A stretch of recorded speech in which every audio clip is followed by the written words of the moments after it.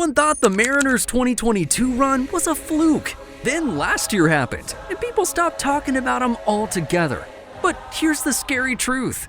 Seattle's back, and this time they built a roster that could actually win it all. Between Cal Raleigh's breakout season, a rotation that looks unfair, and the sneaky trades no one's talking about, the Mariners might just be the biggest threat in baseball, and they might pip everyone else to the World Series. So let's talk about it. For years, people have treated the Mariners like background noise in the AL West. The Astros had the dynasty, the Rangers had the headlines, and Seattle, they were the almost team. Good pitching, inconsistent bats, every year ending with the same line. They're close, but not quite there. Even after an 88-74 finish in 2023, fans and analysts just brushed them off. Too streaky, too many strikeouts, not enough offensive firepower to hang with the big boys. And when 2024 started slow, everyone just moved on. The conversation shifted back to Houston and Texas before July even started. But here's what most people missed. While everyone was talking about who wasn't performing, the Mariners front office quietly started fixing everything that had held them back. They didn't panic. They didn't just throw money at the problem. They built. They adjusted their approach, tightened their bullpen, and started trusting their homegrown guys again. By mid-season, the numbers told a completely different story. The pitching staff ranked top 5 in ERA, and their strikeout-to-walk ratio was one of the best in the league. The lineup, once seen as inconsistent, was top 10 in OPS after the All-Star break. And Cal Raleigh's power surge changed everything. The 5-4 lead, Cal Raleigh! And Julio's late-season hot streak flipped the narrative. So the turning point for Seattle wasn't one lucky stretch. It was a slow, deliberate rise built on everything this organization preaches: pitching, patience, and power when it matters. Let's start with Cal Raleigh. 60 home runs. The first catcher in MLB history to ever do it. He didn't just lead the Mariners. He led the entire league. His 7.3 WAR wasn't a fluke either. Raleigh was top 5 in hard hit rate. And when you look at his production with runners in scoring position, it's pretty obvious he's become the kind of player pitchers fear in October. North of a 950 OPS is no joke, and he's doing it while catching one of the nastiest rotations in baseball. That's leadership that just doesn't show up on highlight reels.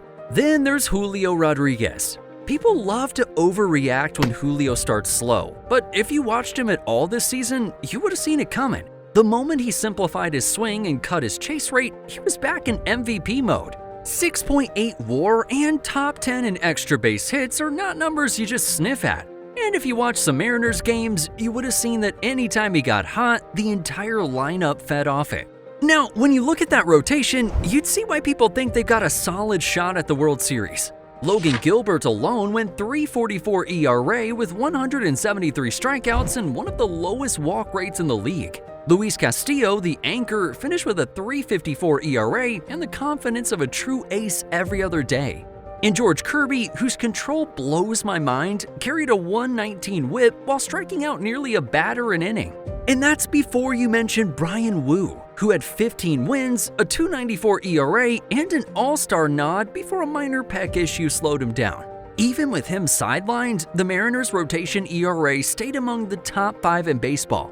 That depth is just something you can't fake. Offensively, it looks like the Mariners have finally connected the dots. Jorge Polanco's steady .821 OPS filled the middle of the order. Randy Arozarena added 27 home runs and 31 steals, giving them the kind of spark plug presence every contender needs. And JP Crawford quietly got on base at a .352, setting the table for the chaos behind him. So just add all these numbers up and you'd see that this isn't just a team surviving on streaks anymore. The lineup has struck a perfect balance. The pitching staff's got some serious variety. And the confidence in that clubhouse, it looked like a team that knew they were better than anyone had given them credit for. And that's before we even talk about the trades that turned this good team into something genuinely dangerous. When people talk about the Mariners' turnaround, they always mention the pitching. But the real proof that this team figured it out comes from how they move behind the scenes. Jerry Dipoto didn't chase headlines. He built a monster team quietly. Let's talk about that trade deadline. While every contender was swinging for the fences, Seattle, they just picked their spots. Josh Naylor came in from Arizona to play first base and instantly gave the lineup a left-handed weapon that could hit both power and average. 27 homers, nearly 270 at the plate, and a knack for producing in high-leverage moments. He's just that kind of hitter who can turn a one-run deficit into a lead before anyone blinks. Then they brought back Eugenio Suarez. That move barely made national headlines, but it changed the entire personality of this team. Suarez isn't just a veteran. He's a guy who's been there before, and he gave them instant leadership in a clubhouse filled with young stars. Oh, and he homered in Game 3 of the ALDS because of course he did. The bullpen got its missing piece too. Caleb Ferguson, the lefty they landed from Pittsburgh, immediately gave Dan Wilson the flexibility he just didn't have last year. Before that trade, the bullpen leaned heavily on right-handers. Once Ferguson arrived, Wilson could mix matchups freely again. The Mariners' ERA in innings 7 through 9 after the deadline was a ridiculous 192. That's elite territory. And we haven't even mentioned the foundation, Andres Munoz. 38 saves, 173 ERA, 2 straight All-Star selections. His fastball sits at 100, but it's the slider that wrecks hitters. Opponents hit under 140 against it. When he steps on the mound in the 9th, the crowd stands because they already know how it's going to end. This team doesn't just win with pitching though. They win because the lineup finally looks complete. After those trades, Seattle climbed into the top 10 in OPS, top 5 in home runs, and posted a .292 average with runners in scoring position in August and September. That's the kind of production that wins playoff games. The chemistry shifted too. You can see it in how they celebrate, how they talk in interviews, how every single player just seems locked in. Suarez's energy, Raleigh's confidence, Julio's swagger. It just all clicked. The dugout isn't hoping to win anymore. They expect to. And it showed when the lights got bright. In Game 2 of the ALDS, Jorge Polanco took Tariq Skubal deep twice. Julio came through in the 8th with the go-ahead hit, then Munoz shut the door. In Game 3, Gilbert tossed 6 one-run innings, and 3 different Mariners went yard. That's depth. That's balance. Seattle used to be the team you hoped to draw in the first round. Now, they're the team you hope someone else has got to deal with. And this is the part every contender should start sweating about. Because when you look at what this team does to opponents late in games, it's straight up terrifying. Here's the thing.